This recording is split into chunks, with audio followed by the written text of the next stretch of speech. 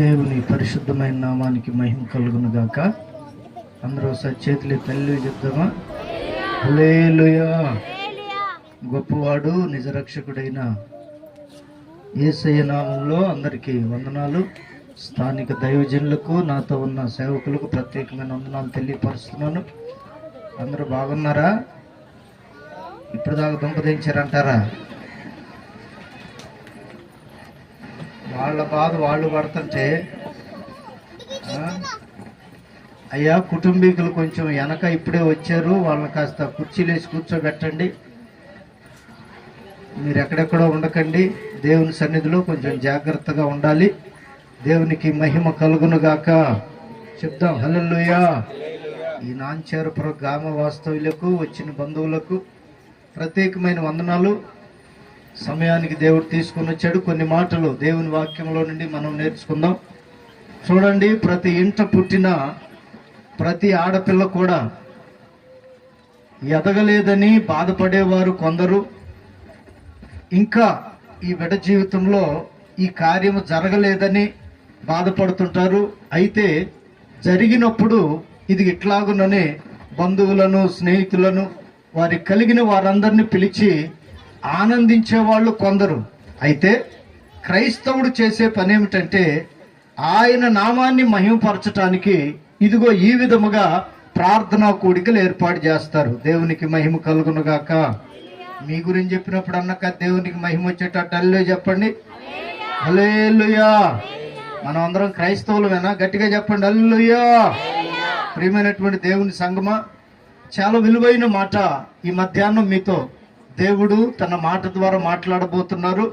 మీరు కొంచెం జాగ్రత్త కలిగి, శ్రద్ధ కలిగి ఓ అర్ధగంట సేపు త్వరగా ముగించడానికి ప్రయత్నం చేస్తాను. దేవుడు మనలను ఆ విధముగా సిద్ధపరచునుగాక. చెప్పండి గట్టిగా ఆమేన్. మీరు అందరు ఇక్కడ ఉంటేనే అర్థమవుతుంది ఆ మాటలు. అందుకని కొంచెం మీ మనసు ఇక్కడ ఉండమని ప్రభు పేరట తెలియపరుస్తున్నాను. వచ్చిన మాటను బైబిల్ నుండి చదువుకుందాం. చూడండి ఒకసారి. ఎఫెసీయులకు రాసిన పత్రిక 4వ అధ్యాయం 15వ వాక్యంలో ఈ విధంగా వ్రాయబడింది. కొంచెం చదువుతూ ఉండగా మీరు కూడా బైబిల్ చూడండి. ఇదిగో ఇక్కడ దేవుడు ఓ మనిషి యొక్క జీవితాన్ని గురించి చాలా స్పష్టంగా చెప్తున్నాడు. ఏమనంటే, ప్రేమ కలిగి సత్యము చెప్పుచు క్రీస్తు వలె ఉండుటకు. అందరు కలిసి నాతో కలిసి చెప్పండి ఒకసారి. క్రీస్తు వలె ఉండుటకు. ఎవరి వలె ఉండటానికి? క్రీస్తు వలె ఉండుటకు మనము అన్ని విషయములలో ఎదుగుదము. మనం వచ్చింది దేనికంటే, చిన్న బిడ్డ ప్రియాంక ఈ కుటుంబానికి దేవుడిచ్చినటువంటి ఆశీర్వాదం. ఆ బిడ్డ తన జీవితంలో బాల్య దినములను ముగించుకొని యవన కాలంలో అడుగుపెట్టిన ఈ దినమందు మనం అందరం కూడా కూడి వచ్చాం ఆ బిడ్డను ఆశీర్వదించటానికి. ఇంతకు ముందు ఇచ్చిన కట్న కానుకలు తీసుకొచ్చి అప్పగించటానికి, ఈ కుటుంబాన్ని దీవించటానికి వచ్చాం. చాలా మంచి విషయమే. కానీ ప్రభువు చెప్తున్న మాట ఏమిటంటే, ఇదనేది ప్రతి ఆడపిల్ల జీవితంలో ఖచ్చితంగా జరుగుతుంది. అయితే మనల్ని గురించి దేవుడు పలుకుతున్న మాట మన యొక్క ఆధ్యాత్మికమైన జీవితం. అందరం దేవుని పిల్లలమే కాబట్టి మన ఆధ్యాత్మికమైన జీవితాన్ని గురించి ఆయన అంటున్న మాట ఏమిటంటే, ఇది సహజంగా జరిగేటటువంటి కార్యమే. ఓ ఆడబిడ్డ ఎదగటం అనేది మనల్ని గురించి ఆయన అంటున్నది ఏమిటంటే, మనమట క్రీస్తు వలె ఉండటానికి. చెప్పాలి, ఎవరి వలె ఉండటానికి? క్రీస్తు వలె ఉండటానికి అన్ని విషయాల్లో ఎదగాలట. నీవు పడుకొనుట, లేచుట, తినుట, నడుచుట, ప్రార్థన చేయుట, దేవుని సన్నిధికి వెళ్ళుట, బైబిల్ చదువుట, ప్రతి విషయంలో కూడా ఆయన మనల్ని కోరుకుంటున్నటువంటి ఆ గొప్ప ఆలోచన ఏమిటంటే, ఆయన వలె మనం ఉండేటట్టు ఎదగాలంట. చప్పట్లు కొట్టండి గట్టిగా. యేసయ్య వలె ఉండేటట్లుగా మనం ఎదగాలి. చూడండి, వాళ్ళ అమ్మా నాన్న, వారి కలిగిన వారు ఎంత మంచిగా ఏర్పాటు చేశారో ఈ యొక్క కార్యాలన్నీ కూడా. తన బిడ్డ ఎదిగినప్పుడు సంతోషించుటకు అందరిని పిలిచి ఈ విధమైనటువంటి గొప్ప కార్యాలు ఏర్పాటు చేశారు కదా. దేవుడు కూడా మనల్ని గురించి ఆలోచిస్తున్నది. విశ్వాసులమైన సేవకులమైన దేవుని మందిరానికి వెళుతున్నాము గనుక మనల్ని గురించి ఆయన ఆలోచించుతున్నది ఏమిటంటే క్రీస్తు వలె ఉండటానికి మనం ఎదగాలంట. దేవునికి మహిమ కలుగును గాక. ఆయనలో ఉన్నటువంటి ప్రతి కార్యము కూడా మనలో కనపడాలి. ఆయన భూమి మీద 33.5 సంవత్సరాలు బ్రతికి జరిగించినటువంటి నీతి, విశ్వాసము, యథార్థత, పవిత్రత, మంచి కార్యములన్నీ చేసిన ఆ గొప్పవాడు మనలో కోరుకుంటుంది ఏమిటంటే భూమి మీద మనము కూడా గొప్పవారుగా ఎదగాలని, గొప్పవారుగా ఎదగాలని, గొప్పవారుగానే ఎదగాలని అనేకులకు లేని ఈ భాగ్యాన్ని క్రైస్తవులకు ప్రభు ఇచ్చినది దేనికంటే వారిలో కూడా అనేకులు ఆయన ఎడల విశ్వాసముంచుచున్న దినాలు, క్రీస్తుని నమ్ముతున్న దినాలు. ఈ సమయంలో క్రైస్తవుల్లో నుండి కనపడవలసింది ఏమిటంటే యేసయ్య భూమి మీద ఉన్నప్పుడు ఏ విధముగా బ్రతికాడో ఆ బ్రతుకుని మనలో నుండి లోకానికి చూపించటమే ఎదగటం అంటే. ఈ ఎదుగుదల ఎదగాలి అంటే ఓ మనిషి లోకంలో అందరి వల్లే బ్రతికితే కుదరదు. అందుకని అన్నాడు కదా పేతురు మొదటి పత్రిక 2వ అధ్యాయం 3వ వాక్యం 2వ లైన్లో అంటాడు, క్రొత్తగా జన్మించిన శిశువుల వలె. చదవండి ఒకసారి.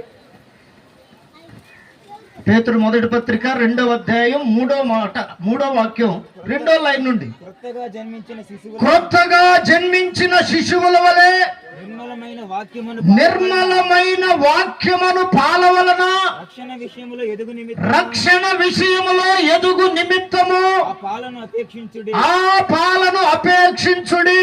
దేవునికి మహిమ కలుగును గాక. క్రీస్తు వలె ఎదగాలంటే, యేసు క్రీస్తు వలె భూమి మీద బ్రతకాలంటే ఓ గొప్ప మాట అపోస్తులైన పేతురు గారు రాస్తున్నారు. అది ఏమనంటే క్రొత్తగా జన్మించిన శిశువుల వలె. మనుషులు పెద్దోళ్లే, వింటున్నారా? కొద్దిగా మీరు ఆలకించాలి.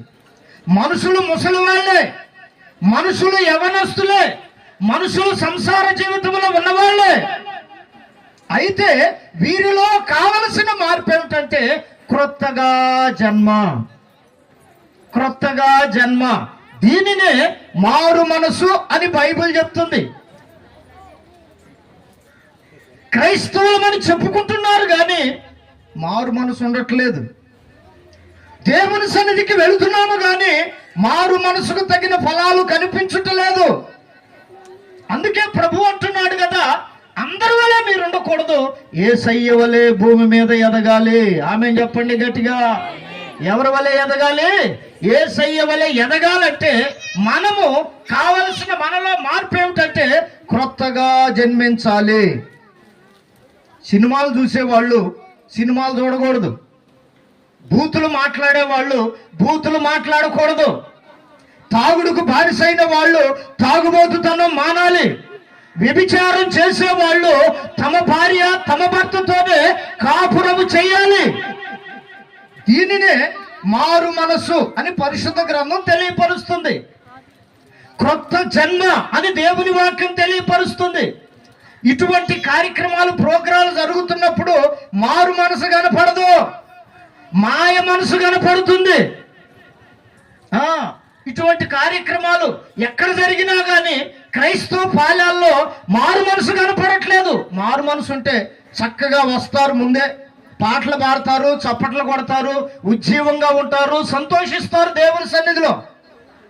కొత్త బట్టలు అయితే కట్టుకుంటారు కానీ ప్రార్థనలో కనపడరు, ఏడాడో తిరుగుతుంటారు.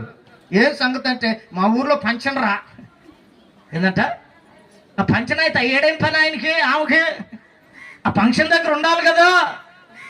అందుకని ప్రభు కోరుకుంటున్నటువంటి గొప్ప కార్యం ఏమిటంటే ఆయన వల్లే మనం బ్రతకాలి. స్తోత్రం కలుగునుగాక. దీనినే క్రొత్తగా జన్మించిన శిశువును పోలి. దేని వలన ఈ శిశువు పెంచబడతాడంటే, ఇది ఇంత ఎత్తునుండా నా సంగతి చెప్తున్నా, నాకు వెంట్రుకలు కూడా తెల్లబడ్డాయి. ఇప్పుడు కూడా దేవుని దృష్టిలో నేను ఎవరినంటే శిశువుని, చిన్నవాడినే. ఎందుకంటారా? మన దేవుడు ఎప్పటి నుంచి ఉన్నవాడంటే భూమి దాని పునాదులు వేయబడక మునుపే మహిమలో దేవుడుగా వసించుచున్నవాడు. చప్పట్లు కొట్టి దేవుణ్ణి మహిమపరుద్దాం. అటువంటి గొప్పవాని ఎదుట దాని తరువాత తరములలో ఆదాము అవ్వ చేయబడగా వారికి కలిగిన పిల్లలు ఇదిగో ఇంత విస్తారముగా ప్రపంచమంతా నిండి ఉన్నారు. ప్రియమైన వారలారా, ప్రతి వ్యక్తి కూడా దేవుని సన్నిధిలో పసివారితో పిల్లలతోనే సమానము. మనకైతే 60 సంవత్సరాలు బ్రతుకుతాం, 70 సంవత్సరాలు బ్రతుకుతాం, తనువు చాలించేస్తాం. అయితే దేవుడు మనల్ని ఎట్లా చూస్తున్నాడంటే శిశువులను పోలి. దేవునికి మహిమ కలుగును గాక. ప్రతి వ్యక్తి కూడా దేవునికి ఇష్టుడే, ఆయన కుమారుడే, ఆయన కుమార్తెయే. అయితే ఈ మనిషి దేవుని పోలి నడవటానికి మాత్రం ఏదో పుట్టాము, బ్రతుకుతున్నాము, తింటున్నాము అంటే అవదు. అందుకని దేవుని వాక్యం చెప్తున్న మాట ఏమిటంటే మీరు క్రొత్తగా జన్మించాలి. హల్లెలూయా.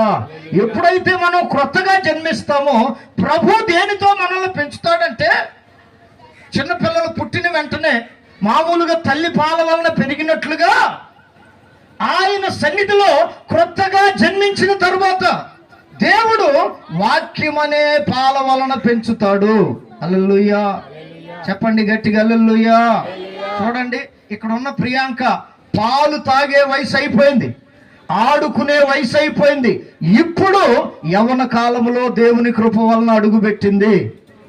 అట్లాగునని మన యొక్క జీవితము కూడా ఈ వాక్యం అనే పాల వలన ఎదిగేటప్పుడు, పెరిగేటప్పుడు మనలో కనపడవలసింది ఏంటంటే యేసయ్యను పోలిన అనుభవాలు. ఏమిటయ్యా యేసయ్యలో ఉన్న గొప్ప అనుభవాలంటే, ఆయన ఇంకా చీకటి ఉండగానే పెందల కడ లేచి కొండకు వెళ్ళి ప్రార్థన చేసే అనుభవం. చప్పట్లు కొట్టండి గట్టిగా. ఏమండోయ్, ఆయన చిన్నవాడుగా ఉన్నప్పుడే 12 సంవత్సరాల వయసులోనే, ఇప్పుడు అమ్మాయికి కూడా ఎన్ని సంవత్సరాలు అనుకుంటా, ఎన్ని సంవత్సరాలు, అమ్మాయికి 13 అంట. ఏమికంటే ఒక సంవత్సరం చిన్నప్పుడే యేసయ్య ఏం చేశాడంటే దేవాలయములో, దేవుని మందిరంలో కూర్చొని గొప్ప గొప్ప వారితో దేవుని వాక్యాన్ని తర్కించాడట. ఈ రోజున క్రీస్తు వలె ఎదగాలి అంటే వాక్యము చేత పెంచబడాలి, వాక్యములో ఎదగాలి, వాక్య ప్రకారం నడవాలి. ఆయన నేర్పిన ఇంకొక గొప్ప విషయం ఏమిటంటే, ఇంకా చీకటి ఉండగానే ప్రభువా నువ్వు దేవుడివి కదా, దేవుని కుమారుడివి కదా అంటే ఆయన అంటున్న మాట ఏమిటంటే దేవుని కుమారుణ్ణి అయినను గాని శరీరముతో భూమి మీదకి వచ్చాను. సర్వలోకములో ఉన్న మనుషుల పాపం పరిహరించబడాలి అంటే రక్తము చిందించడానికి వచ్చాను గనుక ఈ యొక్క శరీరములో యేసయ్య పలుకుతున్నటువంటి ఆ గొప్ప మాటలవి, ఈ శరీరం ముందు పాపము కనపడకూడదు. స్తోత్రం కలుగును గాక. పాపము ఆయనలో లేదు. అందుకని ఆయన భూమి మీద దేవుడిగా ఎంచబడ్డాడు.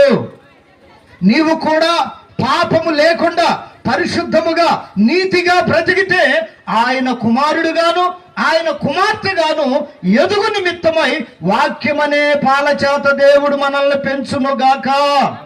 చెప్పండి గట్టిగా ఆమేన్. చెప్పండి ఆమేన్. చూడండి, ఎదిగిన వెంటనే ఈ ప్రియాంకని వీళ్ళు చక్కగా అలంకరించి మన ఎదుట కూర్చోబెట్టారు. క్రీస్తు వలె ఎదిగే వారికి ఆయన కూడా కొన్ని అలంకరణలు చెప్పాడు. అవే నేను చెప్పేటటువంటి విషయాలు. ఒకటి, ప్రార్థన చేయాలి. చెప్పండి, మనకు అలంకారం ఏంటి? ప్రార్థన.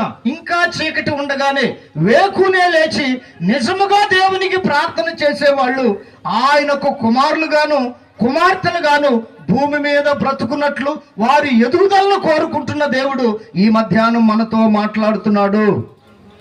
ప్రియమైనటువంటి దేవుని బిడ్డలారా, అందరూ ఎదగటం చూస్తాం కానీ మనం ఎందుకు ఎదగలేకపోతున్నాం రా బాబు అంటే మనలోనట ఎదగనివ్వకుండా చేసేవి కొన్ని ఉన్నాయి. అవి చెప్పి నేను ముగించేస్తా. ఆ పేతురు పత్రిక 2వ అధ్యాయం మొదటి నుండి చదవండి ఒకసారి. ప్రభువు దయాళుడని, ఇదిగో మనిషికి అర్థం కాదు ఏంటంటే ప్రభువు దయాళుడని మీరు రుచి చూచి ఉన్న ఎడల, మీరు రుచి చూచి ఉన్న ఎడల. అయ్యలారా, అమ్మలారా, క్రొత్తగా జన్మించటం అంటే ఏమిటంటే, క్రొత్త జన్మ అంటే ఏమిటంటే ప్రభువు దయాళుడని మీరు రుచి చూచుచున్న మీరు రుచి చూచుచున్న ఎడల. ప్రభు ఎవరట? నోరు తెరవట్ల మీరు. ప్రభు ఎవరట? దయాళుడని. ఎట్లా తెలుసుకోవాలంట మనం? రుచి చూచి తెలుసుకొనిన ఎడల. సమస్తమైన దుష్టత్వం, ఇంకొక అర్ధ గంటలో ఈ ఇంటోళ్ళు చేసిన వంటలు మనం రుచి చూస్తాం. వెళ్ళేటప్పుడు ఏమేస్తాం? మార్కులేసి వెళ్తాం. గోంగూర బాగాలేదు, చికెన్లో కారం ఎక్కువైంది, బిర్యానీలో మసాలా ఎక్కువైంది. చేసినోడు ఎవడురా? అవునా కాదా? మనకున్న ప్రతి మనిషికి ఉన్న అలవాటు అదే. ఇప్పుడు మనం ఏ విధంగా ఈ ఫంక్షన్కి వచ్చి దాన్ని రుచి చూడబోతున్నామో, నిజముగా దేవుని ఎరిగిన బిడ్డలైతే ఎవరిని రుచి చూడాలంటే పరిశుద్ధుడైన వానిని. స్తోత్రం కలుగునుగాక. పాపపు రుచి ఇక మనలో ఉండదు. పరిశుద్ధుని రుచి చూచువారు, నీతిమంతుణ్ణి రుచి చూచేవారు అవినీతి చేయరు. పరిశుద్ధుని రుచి చూచిన వారు పాపము జోలికి వెళ్ళరు. నీతి కార్యములు, పరిశుద్ధమైన కార్యములు జరిగించటానికి దేవుడట్టి వారి మనసు తెరుస్తాడు. ఆమేన్. దానినే మారు మనసు, క్రొత్త జన్మ అని దేవుని వాక్యం తెలియపరుస్తుంది. యెహో దేవుడు దయాళుడని మీరు రుచి చూచుచున్న ఎడల. సమస్తమైన దుష్టత్వమును. ఆదివారం ఒక్కరోజే రుచి చూడకూడదు. ఇది కూడా చెప్పాలి మీకు. మరి నేను చాలా మందికి ఉన్న అలవాటు ఏంటంటే ఆదివారం ఒక్కరోజే ప్రార్థనకి వెళ్తారు, ఆదివారం ఒక్కరోజే బైబిల్ పట్టుకుంటారు, ఆదివారం ఒక్కరోజే ఏదైనా చేస్తారు.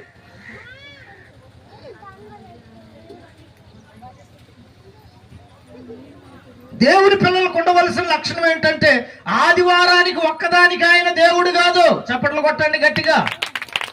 365 దినాలకు ఆయన వలన ఏర్పాటు చేయబడినవే. ఆమెను పలకండి. మరి ఒక దినం ఆపి ఇంకో దినాన్ని నువ్వు కొనసాగిస్తే దాని వలన నీకు కలిగే ఉపయోగమేమి లేదు. ప్రతి దినము కూడా ఆయనను రుచి చూసే క్రైస్తవులుగా మారుదుముగాక. ఆయన దయాళుడని రుచి చూచి ఉన్న ఎడల సమస్తమైన దుష్టత్వమును. ఇదిగో మనం విడిచిపెట్టవలసినవి చెప్తున్నాడు ఇక్కడ. సమస్తమైన దుష్టత్వము. ఈ దుష్టత్వం అనేది ఎవరి వలన కలిగిన అనుభవం అంటే దుష్టుడైన అపవాది వలన కలిగినటువంటి క్రియ. ఈ దుష్టత్వము దేవుని వలన కలిగినది కాదు. పాపము దేవుని వలన కలిగినది కాదు. ఆజ్ఞ అతిక్రమము దేవుని వలన కలిగినది కాదు. దుష్టుడైన అపవాది వలన కలిగినది. అయితే మనము యేసుక్రీస్తు వలె ఎదగాలి అంటే దుష్టత్వాన్ని విడిచిపెట్టాలంట. స్తోత్రం కలుగునుగాక. ఈ దుష్టత్వము ఒక దాంట్లోనో రెండిట్లోనో లేదట, సమస్త విషయాల్లో ఉందంట. స్తోత్రం కలుగునుగాక. ఏవిరా చెట్టుని ఎట్లా చేస్తున్నావు ఏందని ఎవరినైనా అడిగామనుకోండి, నీకేం తెలుసురా, చెట్టు నాకు నీడనిస్తుంది, కట్టెలనిస్తుంది, పొల్లలనిస్తుంది, నాకు అవసరమైన అన్ని ఇస్తుంది కనుక చెట్టుకు దండం పెడితే తప్పేంది? ప్రతి దానిలో కూడా దుష్టత్వము దాగి ఉంది. మనిషి మనసులో, మనిషి ఆలోచనలో, మనిషి చూపులో, మనిషి నడకలో, మనిషి యొక్క ప్రతి హృదయ స్పందనలో దుష్టత్వము దాగి ఉంది.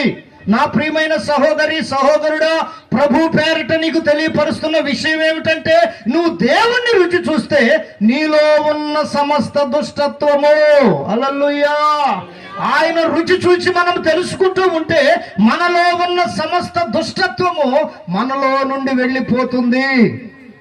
డే బై డే వాక్యం చదివే కొలది, ప్రార్థన చేసే కొలది ప్రభు యొక్క రూపము మనలో ప్రత్యక్షపరచబడుతుంది. నమ్మినోళ్ళందరూ ఆమేన్ చెప్పండి. వాక్యానికి విరోధముగా ఎవరు కూడా ప్రవర్తించకూడదు. సమస్త విధములైన దుష్టత్వము, సమస్తమైన కపటమును. ఇదిగో రెండో చెప్తున్నాడు. కపటం కలిగిన వాడట మనిషి. జంతువుల్లో లేదు, పక్షుల్లో లేదు, జలచరాశుల్లో లేదు, కపటం లేదు. కపటం అంటే ఏమిటంటే మనిషి ముందు మనిషి మాట. ఇప్పుడు అయ్యగారు ఉన్నారు, ఈయన దగ్గర ఉన్నప్పుడు నేనేమంటానంటే అబ్బా అయ్యగారు నాకు వాక్యానికి ఇచ్చాడని పొగిడేస్తా. పక్కకి వెళ్ళిన తర్వాత అయ్యగారు నీ గురించి కదలే చెప్తున్నా, దేవునికి మహిమ కలుగును గాక. పక్కకెళ్ళి ఆయన ఎంత లాగునున్నాడు, ఎంత ఎత్తునున్నాడు, కళ్ళజోడు పెట్టాడు అని చెప్పి నేను మాట్లాడాను అనుకోండి, నేనెవరినే? కపటం కలిగినోడిని. ఈ రోజున భూమి మీద ప్రతి మనిషిలో కనపడుతున్నది ఇదే. మానవ సంబంధమైన తప్పిదాలలో ప్రథమమైనది కపటమే. ఆదాము అవ్వలే అపవాది యొద్ద నుండి నేర్చుకున్నారు. అక్కడ నుండి ప్రతి మనిషిలో కూడా ఇది వెంటాడుతూనే ఉంది. అయితే యేసుక్రీస్తులో లేనిది కపటము. స్తోత్రం కలుగును గాక. చెప్పండి హల్లెలూయా, చెప్పండి హల్లెలూయా. ఆయనను రుచి చూస్తే మనమేమి నేర్చుకుంటామంటే కపటము లేని జీవితము. చప్పట్లు కొట్టండి గట్టిగా. ఏ జీవితం కావాలి మనకి? కపటము లేని జీవితం. ఏదైనా ఉందంటే నేను డైరెక్ట్ గా వెళ్ళి అయ్యగారితోనే మాట్లాడాలి. 4 ఇళ్ళు వెళ్ళి ప్రచారం చేయకూడదు. అది కపటముతో కూడిన భక్తి. ఈయనతో నాకు ఏదైనా విరోధమో బాధో ఉంటే నేను అయ్యగారి దగ్గరికి వెళ్ళి నాకు ఇట్లా విషయంలో బాధ ఉందయ్యా, ఇది సంగతని ఆయనతో డిస్కషన్ చేస్తే అక్కడ సమాధానం కలుగుతుంది. 4 ఇళ్ళు వెళ్ళి ప్రచారం చేసి ఇప్పుడు ఏమవుతున్నారంటే కపటమైన భక్తులుగా మార్చబడిపోతున్నారు. యేసయ్య రూపము గాని యేసయ్య యొక్క క్రియలు గాని అట్టి వారిలో కనపడవు. అందుకని అంటున్నాడు సమస్తమైన కపటము. అన్ని విషయాలలో అందరి యొద్ద నీవు ఉపయోగిస్తున్న ఒక విద్య ఉంది, దాని పేరే కపటం. ఈ కపటం అనేది యేసుక్రీస్తుని రుచి చూస్తే మనలో నుండి వెళ్ళిపోతుంది. దుష్టత్వం పోయింది, కపటం పోయింది, ఇంకేమున్నాయి? అబ్బో ఇది మహాభయంకరమైంది. ఏ ధారణ? వేషధారణ. కావాలంటే చూడండి, ఇటువంటి ఫంక్షన్లప్పుడు ఇంట్లో ఉన్నట్టు వస్తారు ఎవరైనా? మీరు ఎవరు మాట్లాడట్లా. ఎందుకంటే నేను ఎప్పుడు తెల్లగొడ్డలే వేస్తా. ఫంక్షన్కి తెల్లగొడ్డలు, మిగిలినప్పుడు నల్లగొడ్డలు ఈ వేయటం అలవాట్లేదు. దేనికి వచ్చినా ఏం మాట్లాడలేదు మీరు? చూడండి, ఇప్పుడు ఒక్కొక్కరిని చూస్తే ఇంటి దగ్గర ఉన్న రూపం కాదు ఇది. హల్లెలూయా, చెప్పండి హల్లెలూయా. ఏంది సంగతి అంటే ఫంక్షన్ కదా అందరికి శుభ్రంగా కనపడాలి. యేసుక్రీస్తు కోరుకునేది ఏంటంటే నువ్వు ఫంక్షన్ అప్పుడే కాదు, ఎప్పుడు శుభ్రంగానే ఉండాలని. చప్పట్లు కొట్టు. ఎప్పుడు దైవికముగా ఆత్మ శుభ్రము, శరీర శుభ్రము, మంచి గొప్ప స్థితిలో నీవు ఉండాలని ఆయన కోరుకుంటున్నాడు. ఒక ఫంక్షన్కే కాదు, ఆయనలో ఉన్న గొప్ప మనసు అది. మనము కూడా ఆయన ఎడల రుచి చూసి తెలుసుకుంటూ ఉంటే, క్రొత్తగా జన్మిస్తే మనలో ఉన్నటువంటి వేషధారణ మారిపోతుంది. స్తోత్రం కలుగును గాక. చెప్పండి గట్టిగా హల్లెలూయా. వేషధారణ శుద్ధి చేసే దేవుడు మన దేవుడు. ఆయన వలె ఎదిగితే మనలో మార్చబడవలసిన కార్యాలు వేషధారణయు. ఇది మహాభయంకరమైన రోగం. ఏం పేరు దీని పేరు? అసూయ. మీ భాషలో చెప్పాలంటే కుల్లో. పక్కనోడు 1 ఎకరం పొలం కొన్నాడు అనుకో, ఈ మనిషికి ఏం కలిగిద్ది? వ్యసనం. ఎప్పుడు లేని అసిడిటీ, దాన్ని గ్యాస్ అంటారు చూడండి. అప్పుడు దాకా బాగానే ఉంటారు. ఎప్పుడైతే ఎకరం కొన్నాడో, ఒక ఫ్లాట్ కొన్నారో, లేకపోతే బంగారం చేయించారో, వెంటనే ఇంకొకరు కలిగేది ఏంటంటే అసూయ. అసూయ. యేసయ్య చూడండి, పరలోకంలో మహిమలో ఉండేవాడు. చప్పట్లు కొట్టండి గట్టిగా. దేవదూతలు రాత్రింబగళ్ళు పరిశుద్ధుడు పరిశుద్ధుడు పరిశుద్ధుడని మానక గాన ప్రతిగానాలు చేస్తున్న ఓ మహిమ కలిగిన సన్నిధిలో ఉండేవాడు. చూడండి, ఆయనలో ఎటువంటి అసూయ లేదు గనుక ఆయన ఏం చేశాడంటే మహిమను విడచి. శరీరము దాల్చి భూమి మీదికి వచ్చి మన కొరకు ఆయన ప్రాణాన్ని పెట్టిన గొప్ప దేవుడు. పలకరే గట్టిగా ఆమెనని. రోషం కనపడట్ల మీలో నాకు, గట్టిగా చెప్పండి ఆమె. చూడండి, ఆయనలో ఏమి లేదు, మనలో ఏముండకూడదు. ఒప్పుకోవట్ల మీరెవరు? ఆయనలో ఏమి లేదు చెప్పరే. మొన్న ఒక ఆయన అంటాడు కదా, వేల్పులలో గనుడు అనే దానికి అర్థం ఏమిటో అర్థం కాక ఆయన గారు ఫోన్ చేశాడు. ఉన్న వారందరిలో, భూమి మీద గాని, వాయుమండలంలో గాని, పాతాళంలో గాని ఉన్న వారందరిలో, చెప్పుకుంటున్న వారందరిలో ఆయన ఎవరంటే గనుడు. చప్పట్లు కొడుతూ గట్టిగా. ఎందుకయ్యాడు గనుడంటే ఆయనలో పరిశుద్ధత ఉంది. మిగిలిన వాళ్ళందరిలో చూడండి పాపం ఏలుబడి చేసింది. వాయుమండలంలో తిరుగుతున్న వారైనా, భూమి మీద చెప్పబడుతున్న వారైనా, పాతాళంలో ఉన్నటువంటి వారైనా, కొందరినేమో బంధించాడు, కొందరినేమో విడిచిపెట్టాడు, కొందరినేమో వాయుమండలంలో ఉంచాడు. వీళ్ళందరూ ఎవరంటే లూసిఫర్ సైన్యం, అపవాది యొక్క సంతతి, అపవాది వాని దూతలు.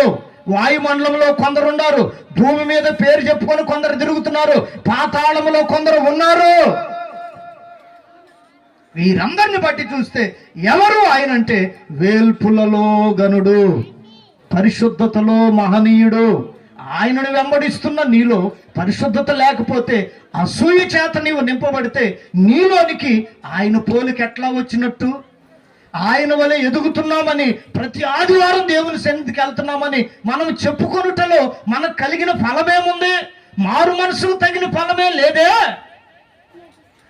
కనుక ప్రియమైనటువంటి దేవుని సంగమా, మనలో ఉండకూడనిది అసూయ. స్తోత్రం కలుగును గాక. చెప్పండి గట్టిగా హల్లెలూయా.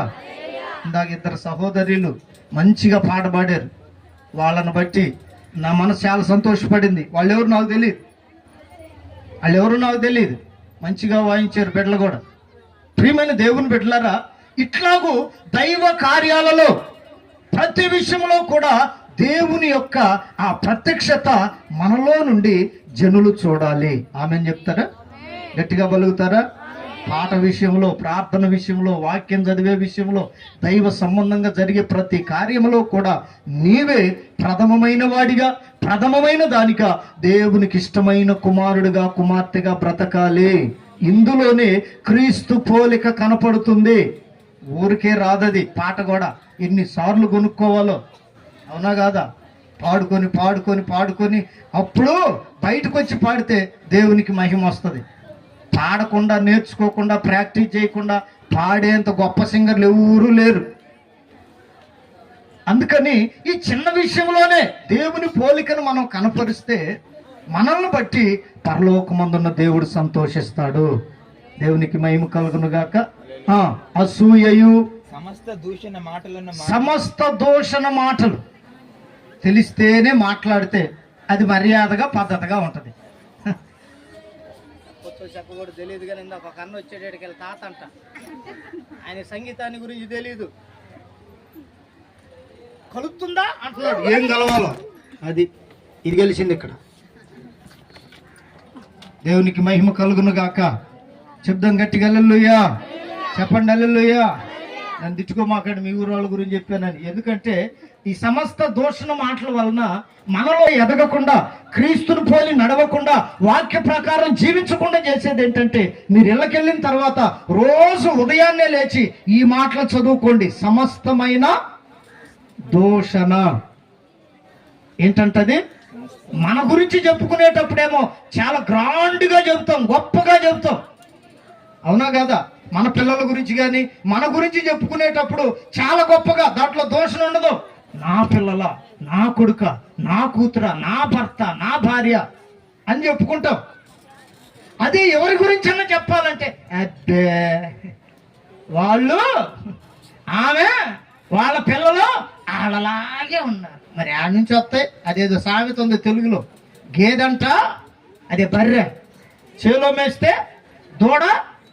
అందుకనే ఈ యొక్క గేదె పెద్దవాళ్లే ఖచ్చితంగా పొలంలో మేయకుండా దేవుని మందిరంలో వాక్యం మేస్తే, హల్లెలూయా, పిల్లలు కూడా దేవుని మందిరంలో ఉన్న వాక్యమే మేస్తారు. చప్పట్లు కొట్టండి గట్టిగా. అందుకని ప్రతి సామెత, ప్రతి మాట, ప్రతి కార్యము కూడా మన యొక్క క్షేమము కొరకే. ముఖ్యముగా దేవుని మాట అనేది ఒక మనిషిని, వారి బ్రతుకుని క్రీస్తు వలె ఎదిగేటట్లుగా మారుస్తుంది. అనుభవించిన వాళ్ళు, విశ్వసించిన వాళ్ళు దాన్ని అనుభవిస్తూ ఉండగా వారిలో మార్పు వస్తుంది. కావాలంటే చూడండి, మీ ఊర్లోనే పుట్టిన వాళ్ళే, చిన్నప్పటి నుంచి మీతో ఉన్న వాళ్ళే యేసయ్యను నమ్మిన తరువాత కొందరేమో మారుతున్నారు, కొందరేమో అన్యుల కంటే ఘోరంగా ఉంటున్నారు. తగాదు వచ్చినప్పుడు చూడాలి మన క్రైస్తవుల మాటలు, కొట్టుకునేటప్పుడు తగాదు వచ్చినప్పుడు చూడాలి. అచ్చమైన పరమగీతాల్లో ఉన్న మాటలే వస్తాయి కదా. ఆయన నా ప్రియుడు, నేను ఆయన దానను అని చెప్తామా తగాదలోకి వెళ్ళి? హల్లెలూయా. అయి నేను చెప్పకూడదు, మీకేది అర్థమవును గాక. అటువంటి మనసు కలిగిన వాళ్ళు యేసు నామములో మార్చబడదురు గాక. ఇవన్నీ ఉండకూడదు మనలో. మరి అసూయలు అనేది ఉండకూడదు. ఇంకా దూషణ మాటలు అసలు ఉండకూడదు. ఎదుటోళ్ళ దూషించే విషయంలో మనం ఎంత తగ్గితే అంత మంచిది. ఎవరన్నా ఏదన్నా అన్నారనుకో, నువ్వు అడావుడిగా నన్నంటావా అని, ఒకటంటే ఎన్ని అంటాం మనం? 4 అంటాం. ఏం సంగతి అంటే నన్నంటదా, అది ఆడిట్. ఇవన్నీ 4 అనటం వల్ల కలిగేది ఏంటో తెలుసా? దేవుని శిక్ష వారి మీదకి రాకుండా ఆగిపోద్దంట. హల్లెలూయా. మనం మీద అన్నప్పుడేమో యమా ఎదురు తిరిగి మాట్లాడతాం. ఎవరైనా నువ్వు వెళ్తున్నప్పుడు యేసయ్య గురించి ఏదన్నా మాట అన్నారు అనుకోండి, ఇది చూడాలి, మీరు ఇప్పుడు చూడాలి. అసలు యేసు ప్రభు గురించి ఏమన్నా అన్నాడు అనుకోండి, ఆయన కులం తక్కువ వాళ్ళ దేవుడేనో, లేకపోతే ఏదన్నా అన్నారు అనుకోండి, వెంటనే మనోళ్ళనే గొప్ప మాట ఏంటో తెలుసా? దేవుడు చూసుకుంటాడు లేరా. ఎప్పుడు దేవుని గురించి నీ వాక్యంలో ఎదిగితే వాళ్ళు అన్న మాటకి వాక్యములో నుండే సమాధానం చెప్పగలుగుతావు. కొట్టుగట్టిగా చప్పట్లు. నీ గురించి అన్నప్పుడేమో నువ్వు ఘోష పెట్టుకొని కాలు దూవుతావు. దేవుని గురించి మాట్లాడినప్పుడేమో దేవుడు చూసుకుంటాడు. మరి ఇది చూడ్డా? నీ గురించి మాట్లాడింది దేవుడు చూడడా వినడా? నిజమే. దైవ సంబంధమైన ఎదుగుదల, దేవుని పోలికలో మార్చబడే విధానం, వాక్యము ద్వారా జీవితం కట్టబడే విధానంలో క్రైస్తవ కుటుంబాలు లేకపోవటం వలన ఎప్పుడో 2000 సంవత్సరాల క్రిందట మన పాపములు క్షమించబడినా 2000 సంవత్సరాల తర్వాత కూడా ఎక్కడున్నావే గొంగలంటే నువ్వు వేసిన దగ్గరే ఉన్నానయ్యా అన్నట్టు ఉందే తప్ప అభివృద్ధి, ఆశీర్వాదం, క్షేమం, సమాధానం, దీవెన, కృప, నెమ్మది క్రైస్తవ కుటుంబాలలో కనపడకపోవటమే యేసయ్య వలె నువ్వు ఎదగట్లేదనే దానికి నిదర్శనమని దేవుని సేవకునిగా ఖచ్చితంగా మిమ్మల్ని హెచ్చరిస్తున్నాను. దేవునికి మహిమ కలుగును గాక. చెప్పండి హల్లెలూయా. చిన్నప్పుడు ఉన్నప్పుడు ప్రియాంక ఇట్లానే ఉంది. ఎంత ఎత్తుందా? నిలబడరా. ఇదిగో చూడండి, ఇప్పుడు నా ఎత్తుంది. చిన్నప్పటి నుంచి ఏమన్నా నేను ఎరుగుదును, గొంతు గట్టిగా పెట్టింది. దేవుని స్తోత్రం కలుగును గాక. ఇప్పుడు నా ఎత్తుంది. చిన్నప్పుడు ఉన్నట్లుగా ఏముందా? మరి మనం యేసయ్యను నమ్ముకుని ఎన్ని సంవత్సరాలు అవుతుంది? అసలు మనం పుట్టుకతోనే క్రైస్తవులం, కానీ ఏమి లేదు, ఎదుగుదల లేదు. ఎందులో ఎదగట్లేదంటే మనం దూషణ మాటలు చెప్పే వాటిలో ఎదుగుతున్నాం కానీ, అసూయ పడే వాటిలో ఎదుగుతున్నాం కానీ, ఏమంటే అపవిత్రమైన కార్యాలు జరిగించడంలో ఎదుగుతున్నాం కానీ యేసయ్య వలె ఉండటానికి ఎదగట్లేదు. దేవుని బాధ కూడా ఇదిగో ఇదేనండి బాబు. దేవుని స్తోత్రం కలుగును గాక. చెప్పు. సమస్త దూషణ మాటలై కూర్చున్నాను. దూషణ మాటలు మాని అది ఇవన్నీ మానితే క్రొత్తగా జన్మించిన శిశువులను పోలిన వారై నిర్మలమైన వాక్యమును పాలవలన రక్షణ విషయములో ఎదుగు నిమిత్తము ఆ పాలను అపేక్షించుడి. ఆమేన్. వాక్యాన్ని వినండి, వాక్య ప్రకారం నడవండి, యేసయ్య పోలికలోనికి మార్చబడండి. మనమందరం కూడా ఒక రోజున మధ్య ఆకాశంలో యేసయ్యను ఎదుర్కోబోతున్నాం. ఆమేన్. నమ్మకమైన వాళ్ళు గట్టిగా ఆమేన్ అని చెప్పండి. మీరు వాక్యంలో ఎదగాలి, ఆత్మలో ఎదగాలి, అన్ని విషయాల్లో మీరు ఎదగాలని ప్రభు పేరట నేను మీకు తెలియపరుస్తూ ఈ మాటలు ముగిస్తున్నాను. అయితే దేవుని బిడ్డలారా, ఈ ప్రియాంక బాల్య దినాలు ముగించుకొని యవన కాలంలో అడుగుపెట్టింది కాబట్టి ఈ దినము నుండి ఆ బిడ్డకు కలిగే ఆలోచనలు కానీ, తలంపులు కానీ, పరివర్తన, ప్రవర్తన, వీటన్నిటిలో కూడా దేవుని పోలి నడిచేటట్లుగా వచ్చిన మనం అందరం కూడా ఆశీర్వదించవలసిన వారమై ఉన్నాము. ఆమేన్.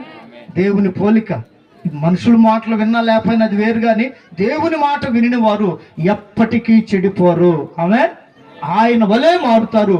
ఆయన వచ్చినప్పుడు మధ్యాకాశంలోనికి చేర్చబడతారు. అది ఎన్ని సంవత్సరాలంటే, ఆయన వలే ఎదిగితే ఎన్ని సంవత్సరాలు ఆయనతో ఉంటామంటే యుగాలు. ఎన్ని సంవత్సరాలు? భూమి మీద ఉంటే 70 సంవత్సరాలే. అదే దేవుని వలె ఎదిగితే 70 సంవత్సరాల్లో యుగాలు మనం ఆ నిత్య మహిమలో ఉండబోతున్నాం.